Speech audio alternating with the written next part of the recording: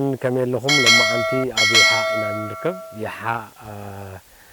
بقوتات تحاطرتها تعمو وبنا من مارن مقماتن ميتشو زنبرت نزي أمون انتهاويان أبوتاتنا زمرطوا ومسلني أبز حز عوان أب يحا بأركولوجي صناعات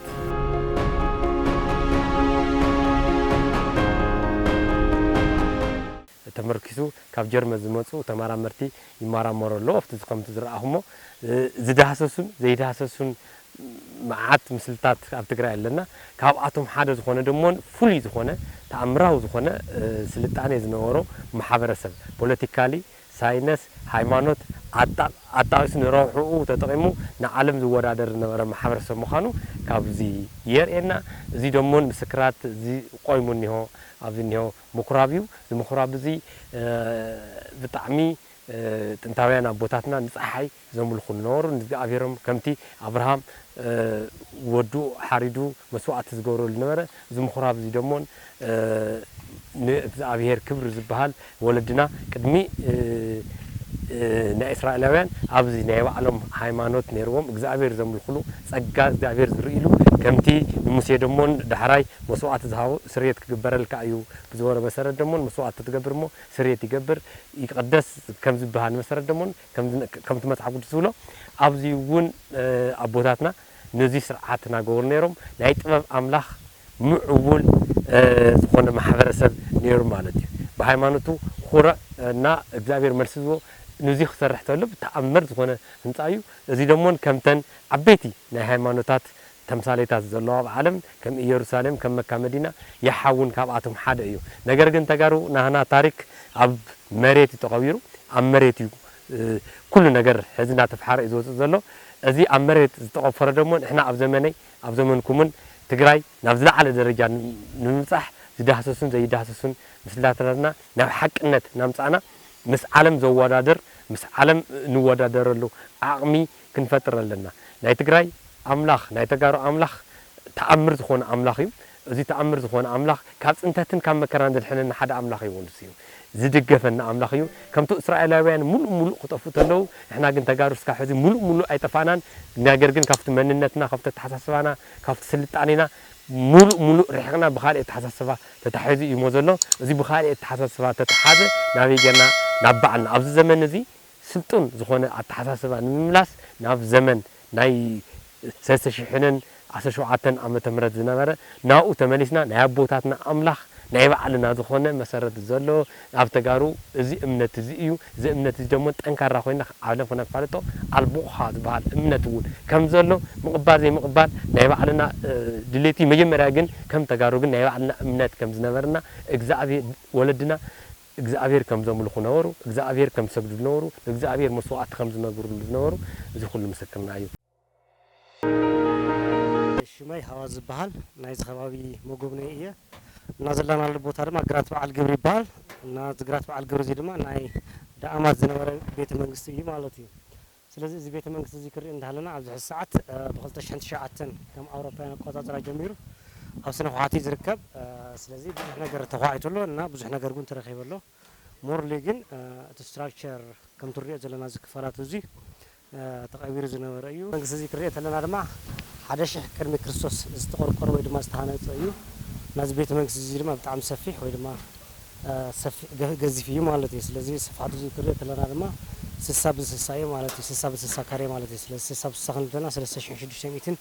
ኣብ ስኩዌር ካሬ ዓሪፍ ዘሎ መብዛሕትኡ እዚ ቤተ መንግስቲ እዚ ድማ ብዝናይ ከባቢ እምኒ ኾነ እንጨይቲ መብዛሕትኡ ብናይ ከባቢ ስራሕቲ ተሰሪሑ ማለት እዩ እና በዓል 5 ደብሪ ምዃኑ ድማ ከም ዘርእየና ድማ ብዙሕ ስልታትን መስረጃታትን ኣለዎም ስለዚ እዚ ናይ ክፋል ክብደትና ለቀይ ከም መእተዊ በር ዝነበረ እዩ እና በዓል 6 ናይ መስኮት ወይ ድማ ናይ መእተዊ በር ከም ዝነበረ እዩ ዘርእየና ዘሎ ማለት እዩ ስለዚ እዚ በርታት ድማ ዓበይቲ እምነታት ኣሎ እዞም ዓበይቲ እምነታት ድማ ሳንድስቶን ዝተባሃለ ዓይነት እምነታት እዮም እዞም ሳንድስቶን እዚኣቶም ድማ ካብ ከባቢያዊ እምኒ ዝተረኸቡ እዮም ማለት እዩ ከባቢ 3 ኪሎ ሜትር ርሕቕ ኢሉ ከምዚ ዓይነት እምኒ ወይ ድማ ሳንድስቶን ኣብ ከባቢና ይርከበሎ ማለት እዩ እና እዚ ቤተ መንግስት እዚ ክሪእ እንተልና ድማ ናይ ዳዕማት ዝተባሃለ ስርወ ነገስቲ ዳዕማት ድማ ከመይ ተፈጥሩ ከመይ ተመስሪት ኢልና ክንሓስብ ክርኢ እንተልና ድማ ናይ የመን ዘርእና ናይ ኩሽ ዘርኢ ክልቲኦም ብምትሕልፋት ዝተረኸበ ስርወ ነገስቲ ተባሂሉ ይዝእመነሉ ከምቶም ጸሓፍትና ከምቶም ታሪክ እዞም ናይ ሴም ዘርኢ ዝበሃሉ ካብ የመን ፈሊሶም ኣብ ሰሜን ኢትዮጵያና ኣብ ደቡብ ኤርትራ ምንባር ጀሚሮም እዞም ሰባት እዚኣቶም ክነብሩ ድሕሪ ምጅማሮም ድማ ምስቲ ናይ ከባቢ ዘሎ ህዝቢ ምትሕልፋት ጀሚሮም ማለት እዩ እና ድሕራይ ምስ ተሓናፈጹ ድማ ሓበሻ ዝብል መፀውዒ ፈጢሮም እዞም ሓበሻ እዚኣቶም ድማ ናይ ባዕርሶም ዝኾነ ኮሜን አይደንቲቲ ምስ ፈጠሩ ናይ ባዕርሶም ዝኾነ ስርወ ነገስቲ መስሪቶም ማለት እዩ እዞም ስርወ ነገስቲ እዚ ድማ ዳዕማት እንዳተባሃለ ይጽዋዕ ወይ ድማ ይፍለጥ ማለት እዩ ስለዚ ዳዕማት ዝተባሃለ ስርወ ነገስቲ ድማ ቅድሚ አክሱም ዝነበረ ስልጣነ እዩ ማለት እዩ ስለዚ ዳዕማት ስልጣነ ድማ ካብ ሰሜን ኢትዮጵያ ትሒዙ እስካብ ደቡብ ኤርትራ ዝነበረ ሰፊሕ ናይ ግዝኣት ወይ ድማ ናይ ሲቪላይዜሽን ወይ ድማ ናይ ስልጣነ ቦትኡ ዝነበረ እዩ ክብል ደልየ እየ እና እዚ ዳዕማት እዚ ድማ ኣብይ ክነብር እንዳሃሎ ቤተ መንግስትና ቤተ ጸሎት ይሰርሖም እዚ ቤተ መንግስቲ ከውን እንዳሃሎ እቲ ቤተ መንግስቲ ድማ ኣብቲ ውሽጢ ቤተ ክርስቲያን ዝርከብ እዩ ማለት እዩ ስለዚ ኦኬ ስሜ ትኩይ አርሴ ይባላለሁ ከፌደራል የኢትዮጵያ ቅርስ ባለስልጣን የመጣሁት አርኪኦሎጂ ባለሙያ እና ከጀርመን ቲሞች ጋር ላስት ባለፈው አመት ጀምሬ እነሱ ጋር ጆይን አድርጌ እየሰራሁ እዚህ ያካባቢ እዚህ በመምጣቴ በጣም ደስተኛ ነኝ። እስካሁን ምን አገኛችሁት እና ምን እየሰራችሁ ነው? ኦኬ እንደምታየው ይሄ በጣም ቢግ እና በጣም ትልቅ የሆነ የኮምፕሌክስ የሆነ በጣም ረቂቅ የሆነ ስትራክቸር ነው ቢልዲንግ የነበረ ስትራክቸር ነው ሶ for the last 15 years ከ2003 ጀምሮ ቁፋሮ ያደረጉ ጥናት ያደረጉ የመጡበት ሳይንቲፊክ የሆነ ስራ እየሰሩ የመጡበት ነው ሶ የተገኘው ነገር በዋናነት ቢልዲንግ ነው ወይም ህንጻው ነው የተገኘው በዋናነት መጀመሪያ የተገኘው ዘን ከሱ የተለያዩ ሸክላዎች የብረት ቁርጥራጮች እና ሌሎችም አይነት ለየት ያሉ የስቶን አይነቶች ድንጋዮች እነኚህ መፍጫ በዛን ጊዜ የነበረውን ላይፍ ስታይል የሚያሳዩ ግኝቶችና ሌሎችም ተገኙ። አሁን በነበረበት ይሄና የድሮ የነበረው ከአምልኮ ጋር አለ ሁለቱንም ሲገናኝ ለሀገራችን ምን ፋይዳ አለው? ጥቅም አሁን ይሄ ወጥቶ ለማህበረሰቡን አውቆበት ከዛ ደግሞ እኛ እንዴት እንጠቀምበት እንችላለን? ኦኬ ይሄ ዝሮ መጀመሪያ መገኘቱ ትልቅ እድል መገኘቱ ደን ከዛ በኋላ ያለው ሳይንሳዊ የሆነ ስራው ካለቀ በኋላ ለጎብኚዎች ክፍት ይሆናል። ኦሬዲ የሃ ታሪክ በጣም ታዋቂ እንደሆነ ይታወቃል። ከዚህ በፊትም ያው ከታሪክ ፐርስፔክቲቭ ይታወቃል። ስለዚህ በዚህ በአርኪኦሎጂ ቁፋሮ ደግሞ ታግዙ ሳይንቲፊክ የሆኑ ተጨባጭ የሆነ መረጃዎች እዚህ የወጡ በሳይንሳዊ በሆነ በካርቦን ዴቲንግ እድሜውም ታውቆ እና ወደፊት ክፍት ይሆናል። አሁን ኦንዘው ለመጨረስ ትንሽ አመታት ነው የሚቀረው። ምክንያቱም ዋናውን ያንበሳውን ድርሻ ባለፉት 15 አመታት ብዙ ነገር ሳክሴድ ስለሆነ ዘን ካሁን በኋላ ያለው ነገር ቀላል ነው። ሸልተሩ ማስተካከል ያላለቁ ግኝቶችን ትንሽም ኤክስቴንሽን ካለው እነሱን ማየት ብቻ ነው እንጂ የሚቀረው ይሄ ዋናው ስራ ይሄ ሳይንሳዊ የሆነ ስራ ስለ ይሃም ዶክመንት የተደረጉ ነገሮች ሳይንሳዊ የሆነ ነገር ስላለቁ ኮሌክሽንም ስላላቸው እሱን ዲስፕሌይ አድርጎ ሙዚየሙንም አይተው ከሆነ ሙዚየሙን እንትን ስላደረጉ ስለገነቡ እዛ ዲስፕሌይ ሆኖ ለጎብኚ ለአካባቢው ማህበረሰብ ታሪኩን እንዲያውቅ እንደምታየው የአካባቢው ማህበረሰብ በራሱ ነው የሰራው። ይሄን ተባብሮ ነው ያሉት ሁሉም እዚያ ያሉት በእነሱ ጥረት ነው፣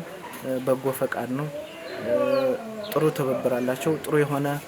ግንኙነት አላቸው ከጥናት ቡድኑ ጋር። ስለዚህ ወደፊት ክፍት ይሆናል ተብሎ ፕላን አለ። እናንተ አሁን በሚዳሰስ ነው ጥናት የምታደርጉ ያላችሁ? በሚዳሰስ የማይዳሰስ ደግሞ አለ ይባላል። ይሄንስ በምን ይዳሰሳል? እንግዲህ አርኪኦሎጂ በባህሪው ዲሲፕሊኑ ወይም ይሄ የትምህርት ክፍሉ በባህሪው በሚዳሰሱ ሚያም ነው። ግን መጀመሪያ ሲመጣ በማይዳሰስ ለምሳሌ እዚህ የሆነ ነገር አለ ተብሎ መጀመሪያ ኦራል ትራዲሽን ሆነ የአካባቢውን ሰው ኢንተርቪው ተደርጎ ምን አለ እዚህ አካባቢ ተብሎ ተጠንቶ እንደመነሻ ነው ከዛ ወደ ቁፋሮ ወደ ሳይንሳዊ ስራ የሚገባ። ስለዚህ የማይዳሰስ የሚለውን ዞሮ እንደመነሻ ይጠቀሙበት እንደመነሻ ይጠቅማል። ግን ከዛ ከመነሻ ተነስተ ወደ አርኪኦሎጂ የሆነ ቁፋሮ ስትገባ ተጨባጭ የሆነው ነገር ከባለፈው ኢንተርቪውም ሆነ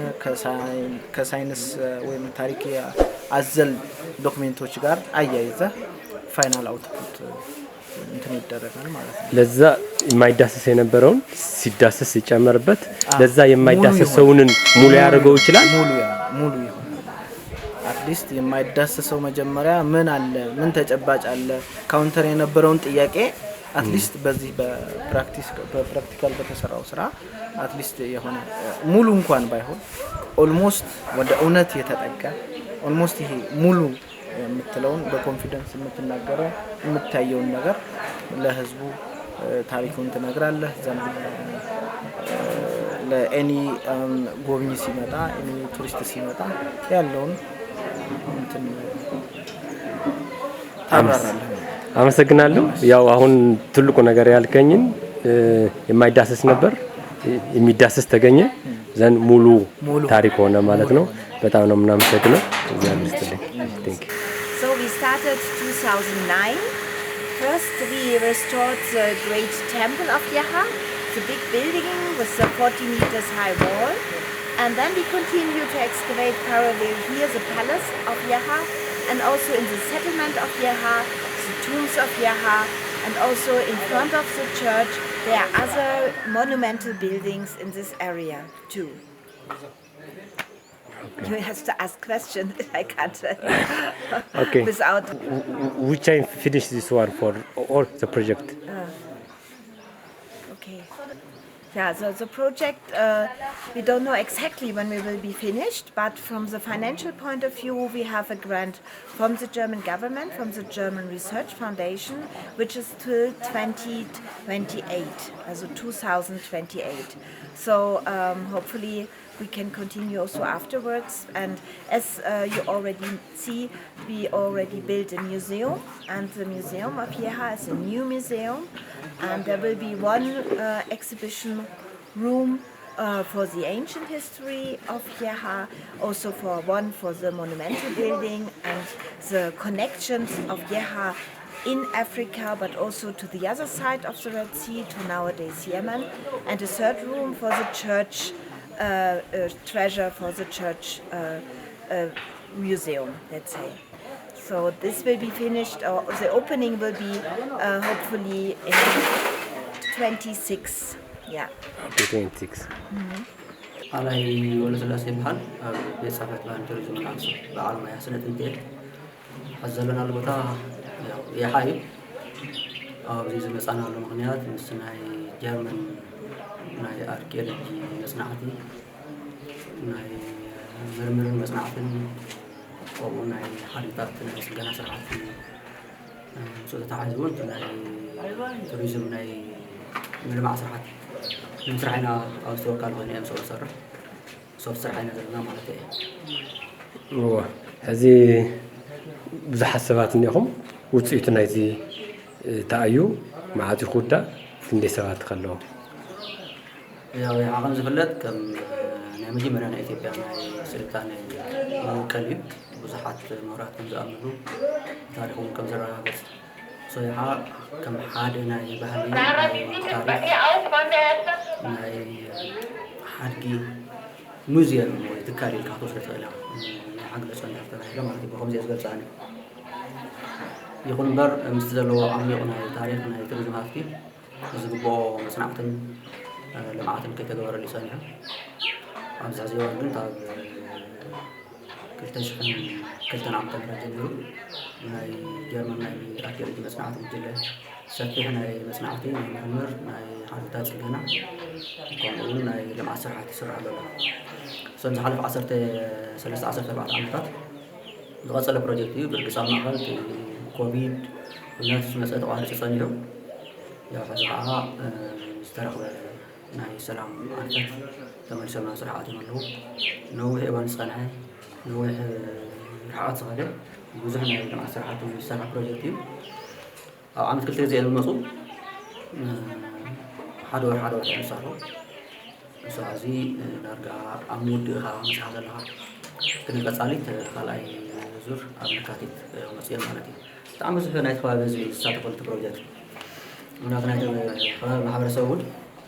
ናይ ሓደ ከባቢ ቅርሲ ዝህልዎት ናይ ከባቢ ማሕበረሰብ እዩ ስለዚ ማሕበረሰብ ኢምፓወር ክትገብሮ ኣለካ ኣዌርነስ ክረክብ ትኽእል ኣለዎ በዚ ምክንያት መብዛሕትኡ ዝሰርሕ ስራሕ ናይ ከባቢ ማሕበረሰብ ዝሰርሖ እስካብ 100 ዝኾኑ ሰራሕተኛታት ኣለውና መብዛሕትኦም ልምዲ ዘለዎም እዮም ዝሓለፈ 10 ዓመታት ከም ዝልካ ዘለዎ ስልጠና እንዳረኸቡ ዳርጋ ፕሮፌሽናል ንኾኑ ዝመፁ ሰባት እዮም ሓደ ናይ ስራሕ ዕድል ምፍጣር ኣሎ ካልኣይ ተሓድጊ ብቐጻሊ ዘላቒ ዝኾነ መንገዲ ክዕቅብዎ ናይ ምስልጣን ስራሕቲ ዝግበር ናይ ኣርኪኦሎጂ ናይ ቋት ስራሕቲ ተመሳሳሊ ባዕሎም እዮም ዝኽእልዎ ዘይካቶም ሶምያ ናይ ቴክኒካል ዝመርሕዎ ሶምያ ኣለዎ ብርግጽ ሰብ ስራሕ እውን ግልጽ ኮይኑ ከይድ ስለዝግብኦ ናይ ከባቢ ሕብረተሰብ ዝሳተፈ ፕሮጀክት እዩ ካልኦት ዝሳተፉ ኣካላት እውን ኣለዉ ናታ ትካላት ኣክሱም ዩኒቨርሲቲ ኣለዉ መምህራን ዝሳተፉ ዓቕሞም ዘዕብዩ ጆይንት ፕሮጀክት እውን ስለዝኾነ ፕሮጀክት ናይ ኢትዮጵያን ናይ ጀርመን ፕሮጀክት ሓደ ስራሕ ስለዝኾነ ታብ ናይ መንግስቲ ትካላት እውን ዝመፁ ኣለዉ ኣብ ዝርከ ዘለዉ ታብ ናይ ቱሪዝም ናይ ፅሕፈታት ታብ ወረዳ ታብ ዞባ ታብ ክልል ዝውከል ኣለዎ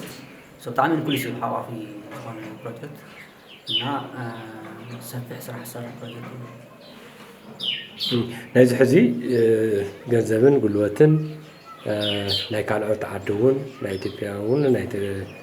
ናይ ትግራይ እውን ተወሲኽዎ ማዕታፍቲ ዝፈስስ ኣሎ እዚ ውፅኢቱ እንታይ እዩ ንምንታይ ይጠቅም ኣብቲ ውፅኢት ሓደ እቲ ታሪክና ክፍለጥ ክኽእል ኣለዎ ምክንያቱም ንሕና ሰብ ታሪክ ኢና ግን ከም ዝበልኩት ታሪክ ብኣግባቡ ዝተጸንዐ ኣይኮነን ብኣግባቡ ዝተሰነደ ኣይኮነን ብኣግባቡ ናብ ዓለም ዘፋለጥና ኣይኮነን ብልክዕ ናብቲ ናይ ቱሪዝም ናይ ልምዓት ስራሕቲ ውፅእትና ኣይኮነን ሓደ እቲ ዓብዪ ዝሰርሑ ፕሮጀክት እዚ ታሪክ ብኣግባቡ ክፍለጥ ምግባር ክሰነድ ምግባር እዩ ፀናይሓ ታሪክስ እንታይ ይመስል ብንጹር ሳይንሳዊ ዝኾነ መንገዲ መዓዝ ይጅምር ክሳብ ይኸይድ እንታይ ምስ ደገ ዝነበረ ርክብ እንታይ እዩ እቲ ስልጣነ መሰረቱ እንታይ እዩ ዝብል ሰፊሑ ናይ ምስናዕ ስራሕቲ ዝግበር ዘሎ እቲ ዓብዪ ነገር እዩ ምስኡ ተተሓሒዙ ኣብ ሓደጋ ዝነበሩ ሓድግታት ኣለዉ ኣብያ እዚ ንሪኦ ዘለና ቤት ጸሎት ቤተ ምኩራብ ኣብ ሓደጋ እዩ ነይሩ ያው ሳቶም ክመፁ ከለዉ ሞያው ስለ ዘለዎ ዓቕሙ ስለ ዝነበሮም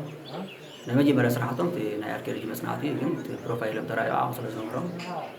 መንግስቲ ኣብ ጭንቂ ስለ ዝነበረ ብዛዕባ ድሓር ግዜ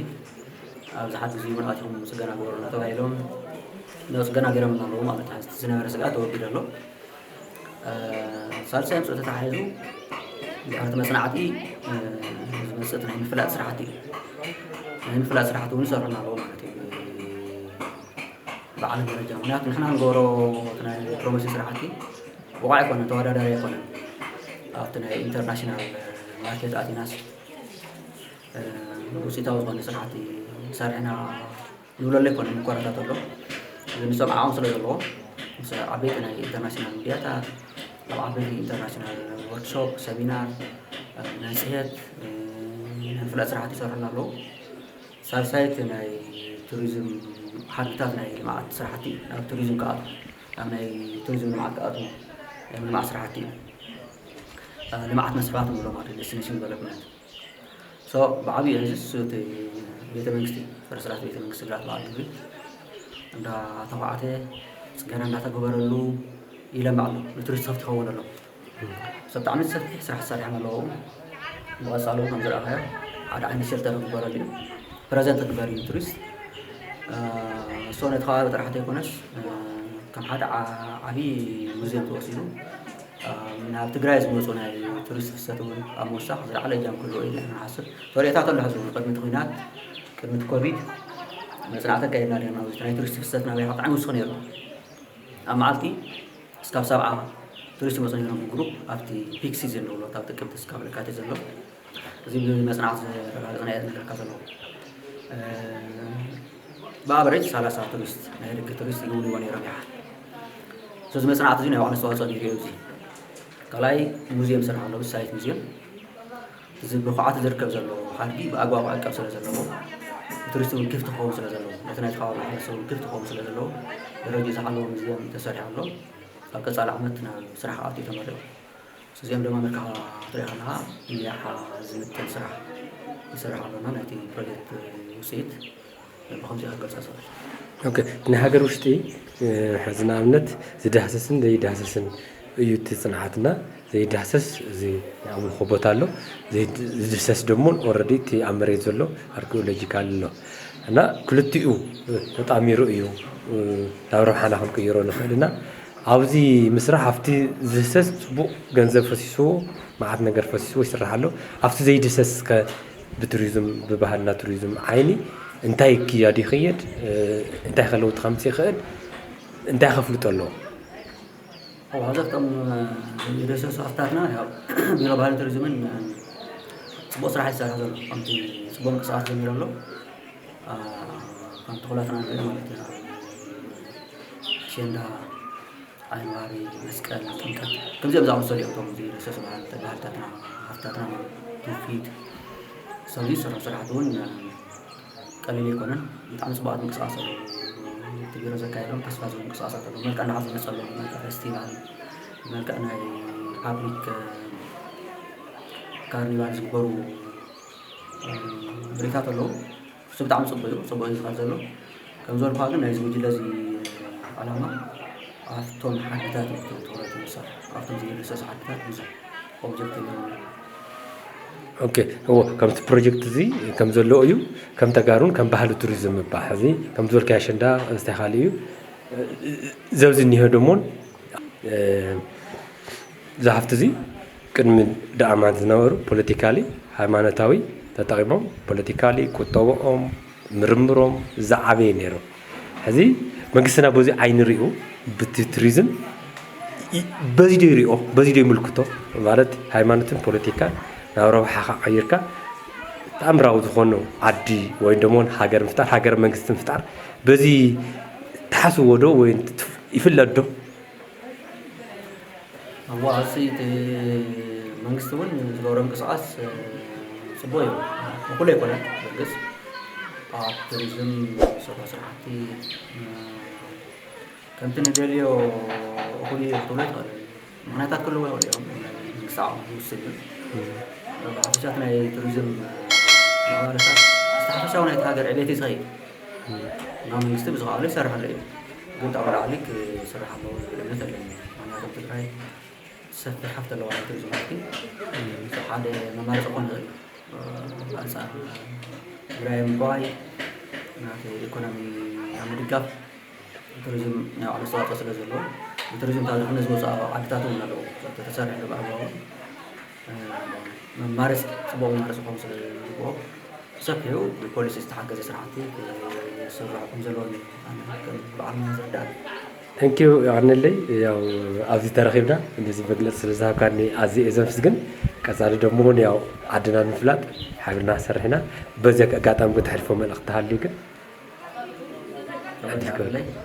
መሳሁን ስለተጠየቁና ከምዚ ናይ ፍላጥ ስርዓት እውን ያው ተባናውን ክጅምር ስለ ዘለዎ በተለይ ናይ ውሳዕ ቱሪዝም ፍላጥ ፕሮሞሽን በጣም ወሳኝ ነው ምክንያቱ ናይ ደገ ቱሪዝም ኩሉ ሻብ ታቆፅና ወፃኢ ዝኾነ ምክንያት ስለ ዘእነፍ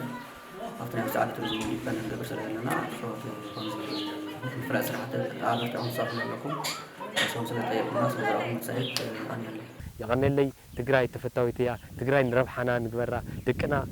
ዓሪፎም ዝነብሩላ ሸምጊልና ንነብረላ ተረጋጊና ንነብረላ ትግራይ ኩሉ ዋላ ሽሙ ሕዚ ትግራይን ኤርትራን ይኹን እምበር ኩሉ ናብ ሓደ ዝመፀሉ ሓደ ዓይነት ቁረት ተሓሳስባ ሓደ ዓይነት ታሪክ ዘለዎ እዩ እዚ ገዛውቲ እዚ ተሰሪሕኒዮ ኣብ ሕድ ናይ ትግራይ ገዛ ይኹን ናይ ሄዶሚ ኤርትራ ዝበሃል ይኹን ሕድ ገዙ ኣሰራርሑን ከምዚ ዓይነት እዩ እና ሓደ ዓይነት ፋሚሊ ዝኾና ኢና ኩሉ ተመኪሩ እዩ ነገር ግን ኩሉ ንኺሳራና ኣይኮይኑ ወለድና ቀደምት ወለድና ሕዚ ኣብ ሓጎታትና ይኹን ወለድና ይኹን ዝመከርዎ ኣካይዳ ናይ ፖለቲካዊ ኣካይዳ ኣሎ ፖለቲካ እዚ ኣይጠቕመናን እዚ ሕዚ ንዘመን እዚ ካፍቲ ስሕተትና ተመሊስና ናብ ባዕልና ናብ መሰረት ናብ ጥንታዊ ኣተሓሳስባና ተመሊስና እዚ ደሞ ንረብሓና ተለዊጡ ንምዕባለን ንዕቤትን ንለውጥን ክንጥቀመሉ ኣለና ይብል ያቀነለይ ትግራይ ተፈታዊት ክትፈቱ